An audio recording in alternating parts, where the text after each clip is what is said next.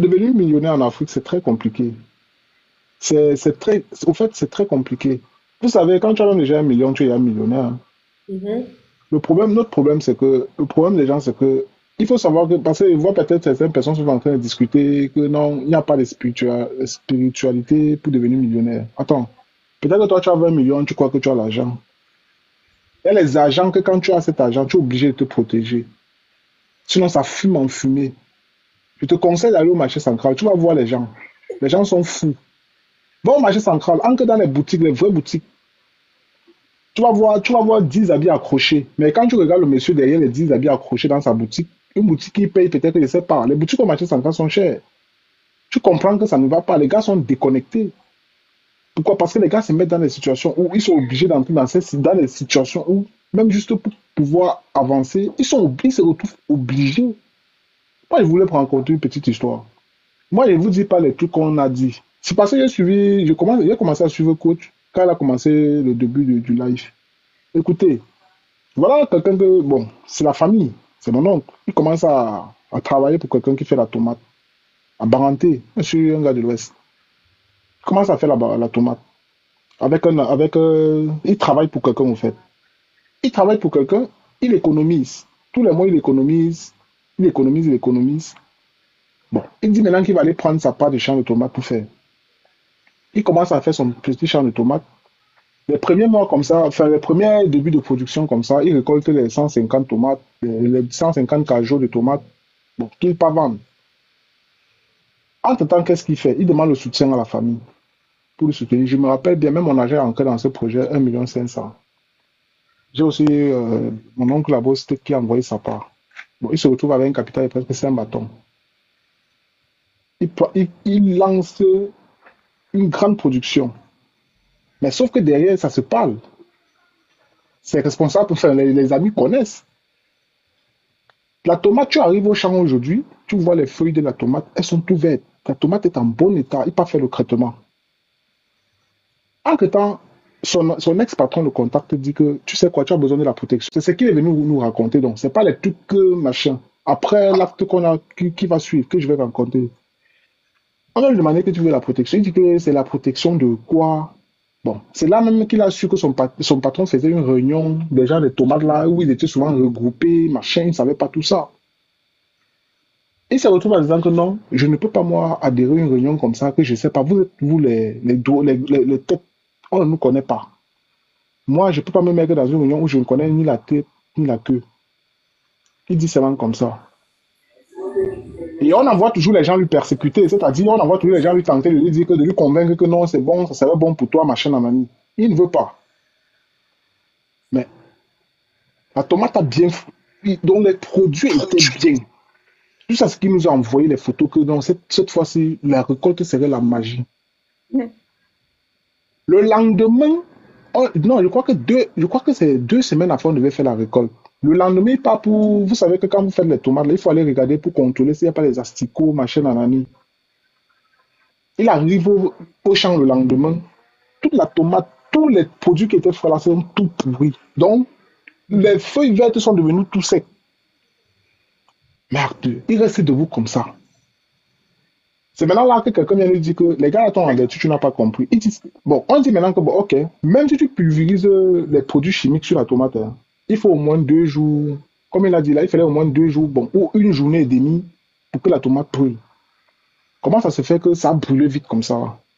Bon, on a compris que c'était un truc un peu, vous comprenez le thème.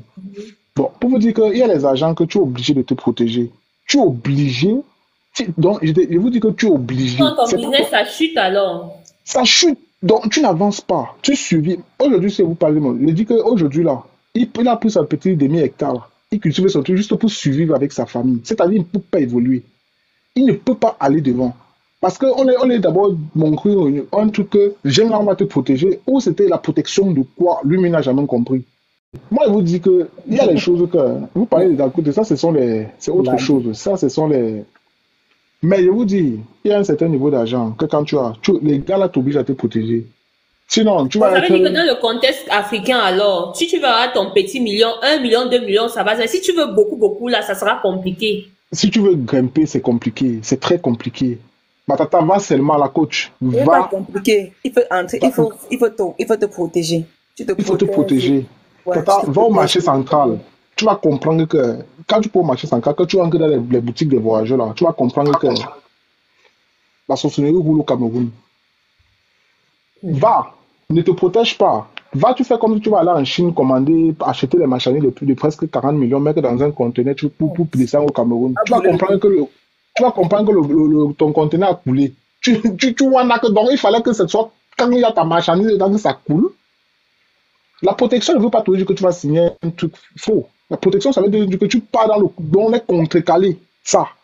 te Parce protège. ils vont te persécuter, ils te persécutent. C'est toujours comme ça. Tu fais un petit élevage de poulet, tu lances le poulet, tu reviens le matin, tous les poulets sont tombés là-bas comme ça, là, tu ne comprends pas. Tu te demandes que, mais qu'est-ce qui se passe? C'est compliqué, c'est spirituel. Il y a quelqu'un qui a parlé de Ça, c'est les spiritualité ici. réalités, hein, les amis. Vous Ça, ce devez sont des être très contents de réalités. ce live Ça, parce ce que dans sont... ce live, les gens qui sont sur le terrain Attendez. vous disent les réalités. Ça, ce sont les réalités. Maintenant, si quelqu'un ne veut pas croire, restons là. Restons là. Je crois que nous tous, nous venons du Cameroun presque. Allez peut-être à Mbopi, vous allez voir. Mbopi, c'est un marché qui sent même d'abord de long, le mauvais, donc ça sent. Le marché central, c'est pareil. Hein? Tu fais ton petit business comme ça, tu ne parviens pas à évoluer. Tu te demandes, mais comment ça se passe? Je connais des gens qui ont ouvert des boutiques, ils ont investi leurs petits 15 millions qu'ils avaient, ils ont investi dedans. Même pas un an après, ils ont mis la clé sur la porte parce qu'ils ne pouvaient pas. Tu rentres chez toi, on t'appelle, on te dit que la boutique a pris feu. Tu ne comprends pas comment ça se passe. Tu ne comprends pas. Il faut une protection. Mais la protection peut être divine. Ça peut être aussi, avec notre culture, ça peut être aussi, bon, vous connaissez chez les marabouts, machin, là, on essaie de te protéger.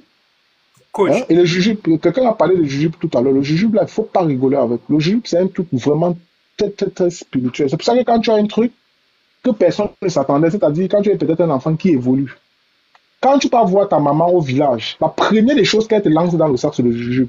Ça, Renseignez-moi, c'est on va vous vrai. C'est dire. les Bamileke, oui. Surtout les Bamileke. La première des choses qu'on te lance dans le sac, d'abord, c'est le jujube. Hormis de tout ce qu'on va te donner comme bénédiction, c'est d'abord le jujube qu'on te donne.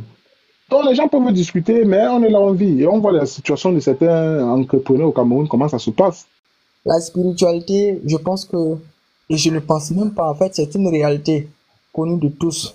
Mais si quelqu'un vient dire que la spiritualité n'existe pas ou la sorcellerie n'existe pas, peut-être que cette personne veut rester en tant que théoricien ou je sais pas comment dire ça, mais veut rester dans la théorie, mais ça existe toujours. Puisque en tant qu'Africain déjà, quand on est, et on parle de protection, quand on a de l'argent, je pense que quand on est déjà Africain, il faut se protéger déjà. Et la protection, c'est pas forcément aller voir un marabout, c'est ce que l'autre vient de dire là, Bellator ou je sais pas. En fait, tu peux aller, il y a tellement de sources pour se protéger que, Merci, même étant Gwendoline. chrétien, il y a généralement ceux qui s'opposent un peu à ces idées de spiritualité sont des chrétiens. Mais je veux le dire, hein, je dis généralement parce que j'en connais assez. Or, être chrétien, c'est être spiritualiste. C'est une spiritualité, en fait.